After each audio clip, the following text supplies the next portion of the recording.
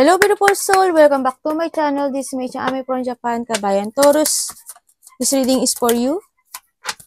December 22 to 28, 2024. Maraming salamat muna sa mga subscriber, new subscriber, cross-watcher. Sa mga bagong pasok dyan, welcome na welcome kayo sa bahay ni Ate Amy. Salamat kayo sa nakataba ng puso niyong mga comments. Sa mga nagpa-personal reading, maraming salamat po.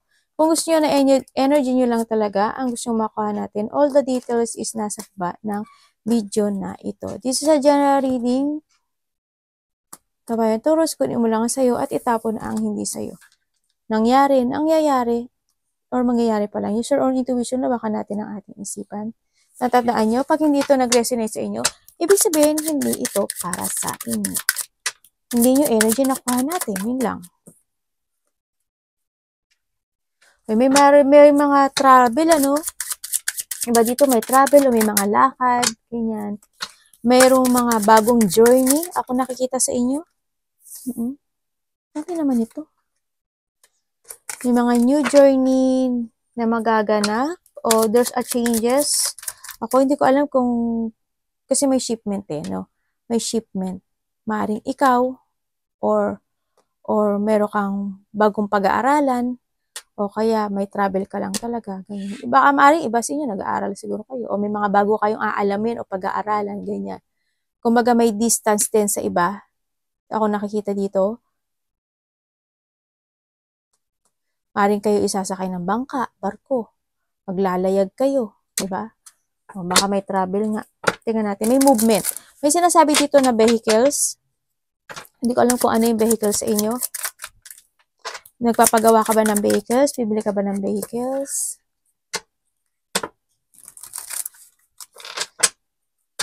May mga loyal okay. Iba naman sa inyo. There's a loyal person ako na nakikita sa inyo, no? May mga taong gustong suportahan ka o sinusuportahan mo. Sa nakita ko dito na andun din yung kaso in a distance. Hindi ko alam kung kayo is magkakaroon ng paglayo, ako nakikita, no? Maaring ikaw is magta-travel ka, tapos magkakahiwalay kayo. Ganyan. So, nakita ko dito. May journey na magbabago sa iyo eh. Sa iba sa inyo, there's a journey, there's a new journey. Ganyan. Or may movement, there's an ally, and maaring may aso yung iba, no? May allies, trustworthy person, a supportive person, ako nakikita sa'yo. Yes, may magkakaroon ng new beginning sa'yo eh. May new beginning sa'yo, may fresh start, maaring trabaho, ganyan. Ako nakikita, no, maaring trabaho, maaring there's a travel nga within the next year, maaring ganun next year's by the August or 8 days, 8 weeks, 8 months, parang ganun ako nakita dito.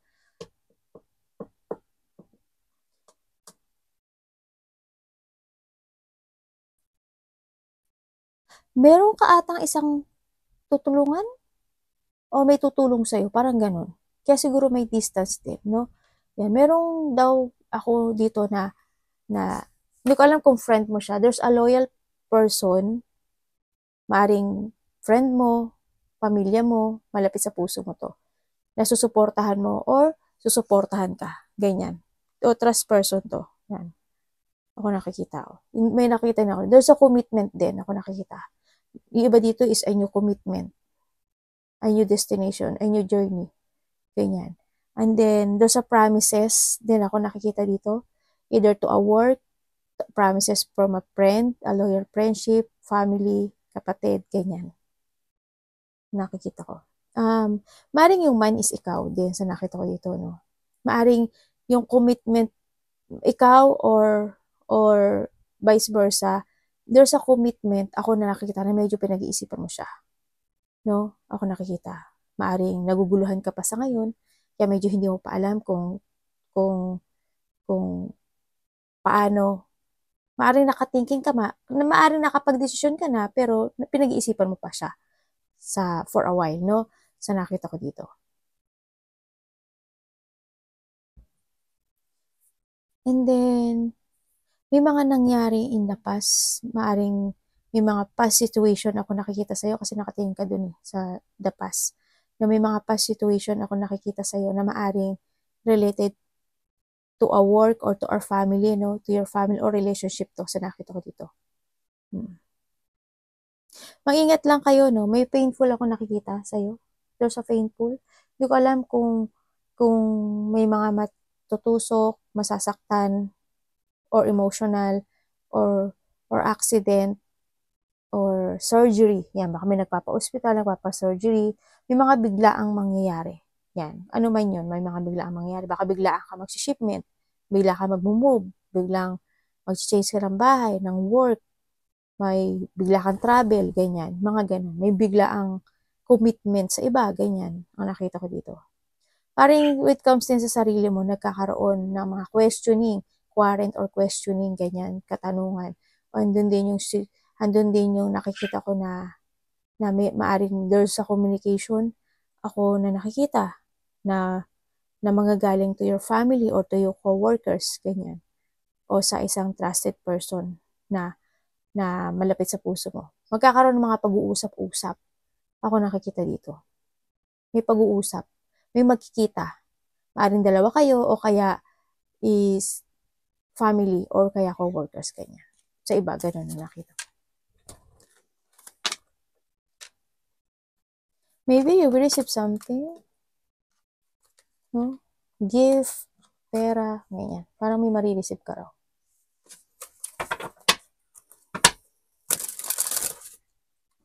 Ano yung energy nito? This week.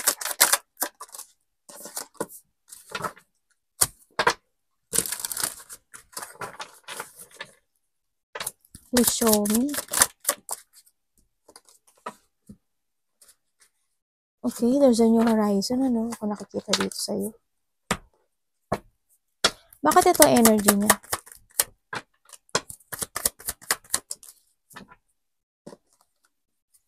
Tapos na to. Okay, ang energy mo this week is ang nakikita ko, ikaw or there's a mother figure or may tao. Ako nakikita dito na energy mo this week is a movement. May excitement this week. Siyempre siguro ano ba to? Christmas din kasi, no? Ganyan. And Happy New Year. And nandito yung magkakaroon ng mga pag-uusap-usap ng maaring 4 kayo, 3 kayo. No? Ako nakikita. Or a family. Magkakaroon ng pag-uusap-usap. Yung energy mo is ganun. There's a excitement or may mga pag-uusapan. Ako na nakikita dito. Pero may mga inaalala ka rin. No? This week din is nakikita ko dito na maaring kung kayo is a family na mag-uusap, no? 3 man kayo, 4 man kayo, o ilan man kayo. No? Ang nakita ko dito is hindi lahat makipag-cooperate. Parang may kulang. Kung family to may kulang. Hindi buo yung family. Sana walang mag-away-away, no? Makinaalala kayo na maaring member of the family, member of isang tao sa buhay mo. Ako nakita dito, may mga inaalala ka sa kanya. O iniisip mo tong sitwasyon. Parang hindi buo kasi yung family eh. Sa nakita ko dito eh. Energy mo is excitement, collaboration, cooperation, kasi may mga exciting situation ka na gagawin. O may mga gagawin isang sitwasyon na ikaka-excite mo. Ganyan. Kung magkakaroon this week ng mga exciting plan, ganyan. Ako nakikita dito. Pero may inaalala ka. May aalalahanin ka.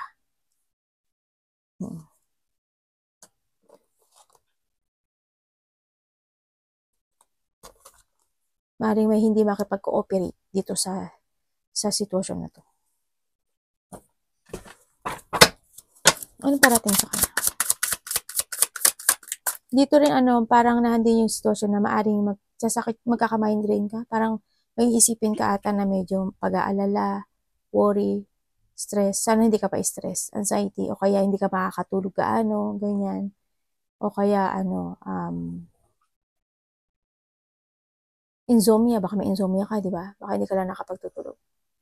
Sana walang mag-away na sana walang mag-away na member of the family. Ako nakikita ito, or kasamahan sa trabaho. Sana walang ganun ako nakikita. Kasi ang nakita ko dito, parang hindi buo yung family ng iba, no?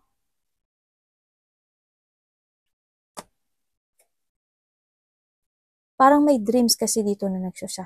May hindi mangyayari. Halimbawa, sa isang family, gusto mo lahat kayo handyan. Parang hindi yun mangyayari. Mangyari man is may isa na parang ayaw o malungkot, parang ganun. Parang may dreams ka na magsha-shattered, ganyan. May aasahan, parang may hihilingin ka, pero hindi siya makakamit. Nagkakaroon kasi dito ng lack of community, no? Hindi pagkakaroon ng pagkakasundo-sundo o pagkakabuklod-buklod. Ganyan. Para tayo sa kanya. Maring may hindi makikinig. Ganyan. Hindi makipag-cooperate.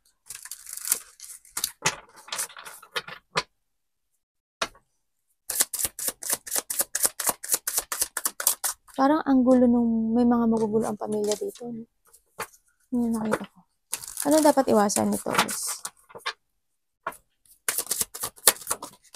may mga hindi napagkakasunduan kasi.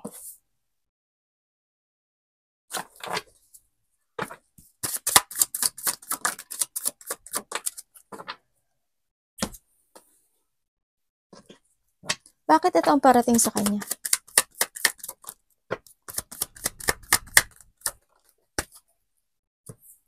Parating sa'yo is meron daw problema ata ito. Aray ko, ang sakit. Ano ba ako? May tao makasarili. May tao na sarili niya lang iniisip niya, sakin, ganyan. May mga pag-uusap.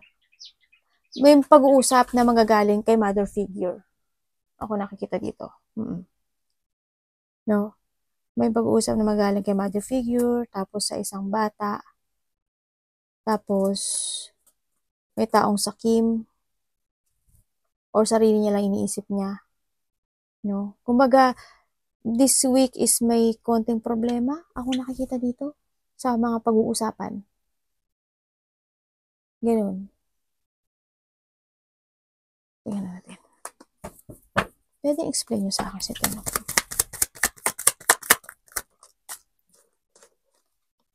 Oh. This week is medyo hindi maganda, no? Ang nakita ko dito. Maaring may taong hindi makikinig. May tao na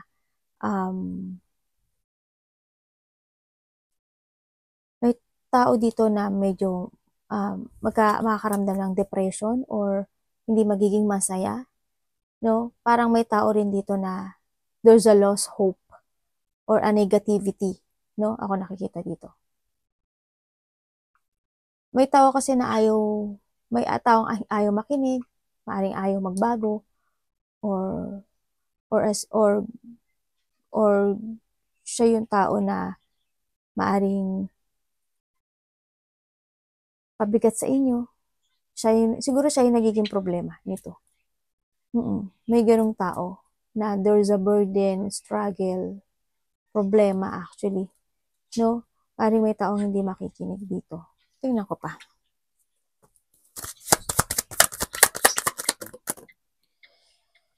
Naku, si mother figure to May taong malapit sa'yo na medyo may depression or ayaw niyang magbago, ganyan. Ako nakikita dito. May tao na pabigat. Maring kasamaan mo sa trabaho, kapamilya mo, malapit sa puso mo. Kasi ang nakikita ko sa kanya, sarili niya lang iniisip niya. Maring karelasyon mo, ganyan. No?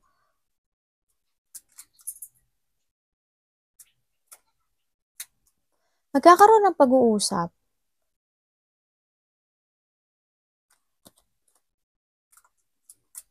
Kay mother figure at sa isang mas bata, ako nakita dito, at may isa pa. Sabihin ko sa'yo ha, the Earth and Capricorn. We have the Aquarius, Gemini, Libra. We have the Taurus, Virgo, Capricorn. Aries, Leo, Sagittarius. Ay, lahat naman ang meron. Pero sasabihin ko sa yung pinaka-main ha. Yung pinaka-main is Earth and Capricorn. Fire in Sagittarius. Air in Aquarius. Kasi may Pisces tayo, may water sign tayo, ibig sabihin may Pisces siya. Diba? We have the water in Scorpio. Yan. Pisces, Cancer, Scorpio. Yun, ang nakikita ko dito.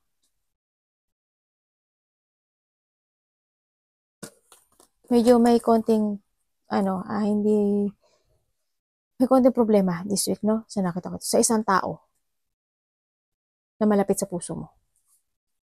Maaaring mamroblema ka sa kanya or maaring may sakit siya, ganyan, o kaya maaring hindi siya makinig, yung mga ganun. Dapat maiwasan.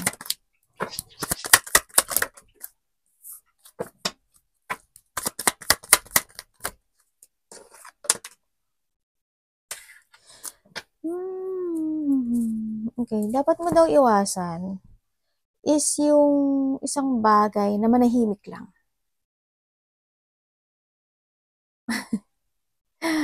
Sabi ganun, ate. Kasi tahimik lang naman kayo eh. Diba? Iwasan mo daw yun, yung magkaroon ng, yung pananahimik. You need to talk. No? Kung kailangan magsalita.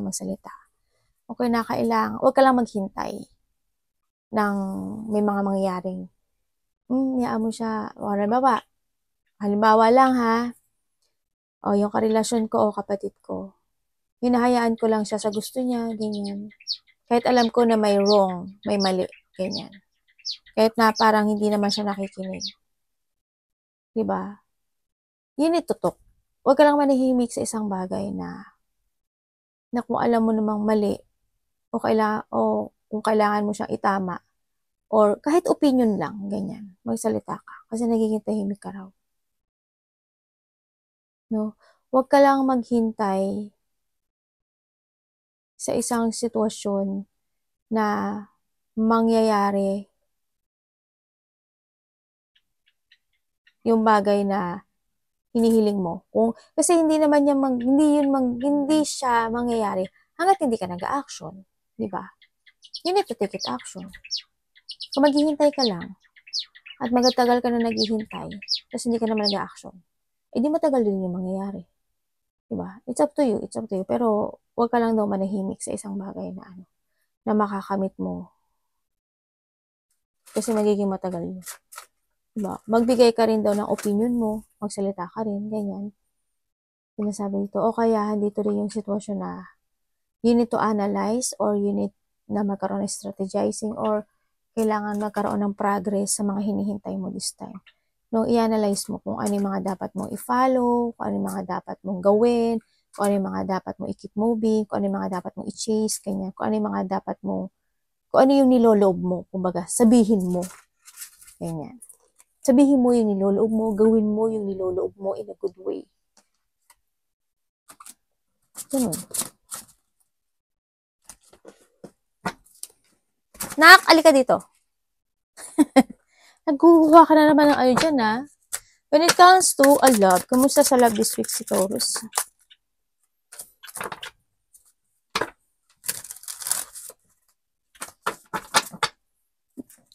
Bibi! When it comes to a love, what comes to a love is, sabihin, aray ko, ano ba yan, anak ko? Anak, baba mo na. Ayan, arigato. May tao nagsisinungaling. Kang! Kang, yo. Dito. Ang active. Ikaw ata to, anak ko. Hindi ka nakikinig. Ikaw ata to eh. Kasi hindi ka nakikinig kay mami eh. No? Ikaw talaga, baluga ka eh. Baba mo na. Ba?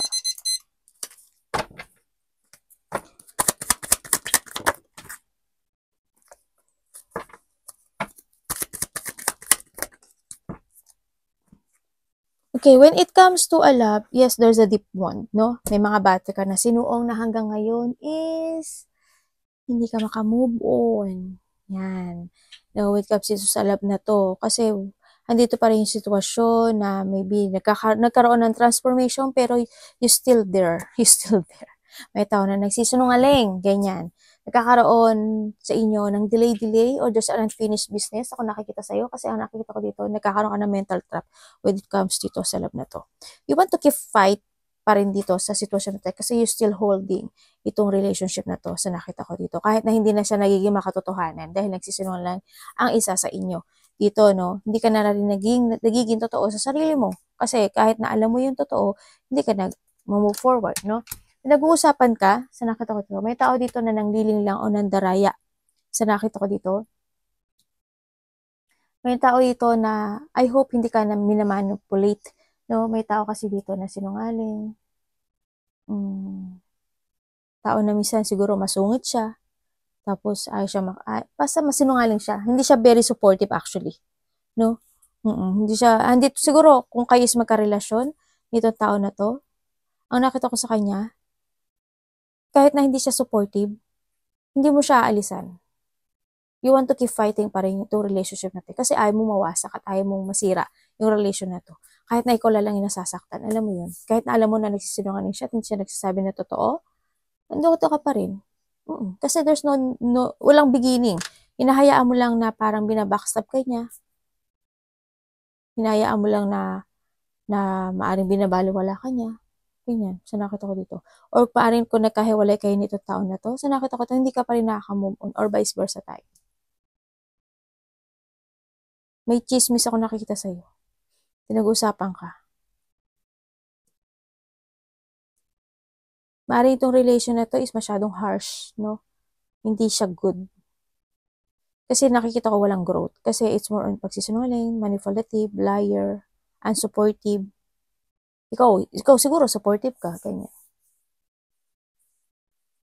Maaring itong taon na to is minsan cold siya sa'yo. Diba? Minsan hot and cold. Pero handun ka pa rin. You still stay. Diba?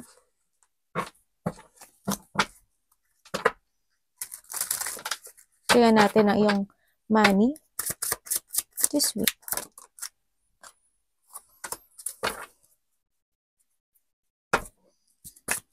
May taong bitter, ano? Ano po ang, nyo, universe advice kay Taurus?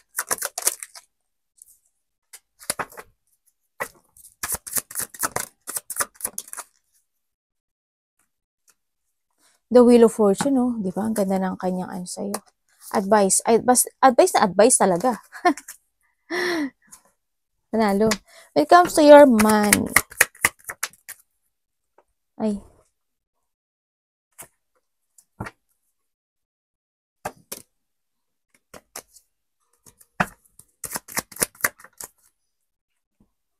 Okay, when it comes, hindi ko nakita yung growth, Nalo. When it comes to your money, ang nakita ko dito, alam mo naman daw yung katotohanan, how to handle. Kasi you are a very smart person, no? When it comes to money, kung ano lang yung trabaho mo, yun lang yung nare-receive mo. Ganun. When it comes to money is, parang ano no? Hindi ko alam kung night shift. Night shift ka ba? Parang gano'n kasi. Kumbaga, when it comes to money, yes, may konting frustration, lalo na sa trabaho, ganyan, money, or career mo, there's a frustration ako nakikita dito. May mga sitwasyon na minsan, siguro minsan, basta kung ano lang yung trabaho mo, yun lang ang nakikita ko sa'yo. Wala yung growth, ganyan. You need to give effort or focus and give on hard work para magkaroon ka ng new beginning, how to handle your money. Sa nakita ko dito, no? Kailangan dito ng pagbabago, no? You need to create again in a new system or patakaran paano mo i-handle yung money mo this time sa nakita ko dito. Kasi nagkakaroon ka ng frustration when it comes to money, to your work, ganyan. Hindi mo atag gaanong na-handle in a good way yung iyong money, no? Kumbaga, wag ka lang umasa sa kasi okay lang yun, may trabaho naman ako. Paano kung wala ka ng trabaho, di ba? Pag hindi ka nag-ipon, mas mahihirapan ka, di ba? When it comes to advice, sasabi dito is, make a decision making, no, sa nakadoktor. You need to start to develop something in yourself. Focus ka. You need to focus and give effort and maging practical and work hard. No? Work hard mo daw yung mga bagay sa buhay mo. Kailangan dito ng malakas yung loob mo. Kailangan mo daw ng improvement. Kailangan mo mag-commit more to yourself. Maging practical. Slowly but surely na magkaroon sa'yo ng development. Huwag ka mag-focus sa mga situation na pag-aalala. Ganyan, ang nakita ko dito. Kailangan mo dito ng i-let go yung mga bagay na nakakahatak sa'yo para ma-down ka. Kailangan dito lakas ang loob. Diba? Make a new direction. Yan, make a new direction or change of decision. Ganyan, sa nakita ko dito. Para magkaroon ka na ng katahimikan, ganyan. No? Iwasan mo yung mag-worry sa mga bagay. Kasi tandaan mo, yung pag-worry natin sa buhay natin, tayo rin yung gumagawa nun, di ba? Tayo yung maglalagay sa sitwasyon na yun, eh. Di ba? Kung gusto mo mag-stay dun sa situation mo, that's sa'yo yun.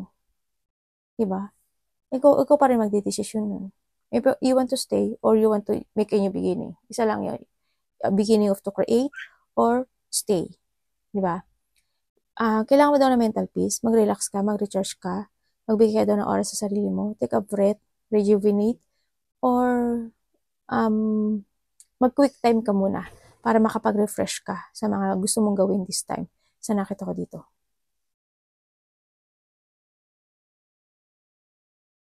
Siyempre, kailangan din daw dito na, gulit yung anak ko. Kailangan mo din daw na mas more magtiwala sa sarili mo. This time, no? Tandaan mo, matalino ka. Matalino ka, wag kang mag-focus dun sa, sa situation na alam mo na hindi ka mag-growth or alam mo na ikakabaksak mo. Kumbaga, kailangan dito is a decision making. No? Kailangan ngayon is maging practical. Mag-effort ka. Calm but still moving forward. Ganyan.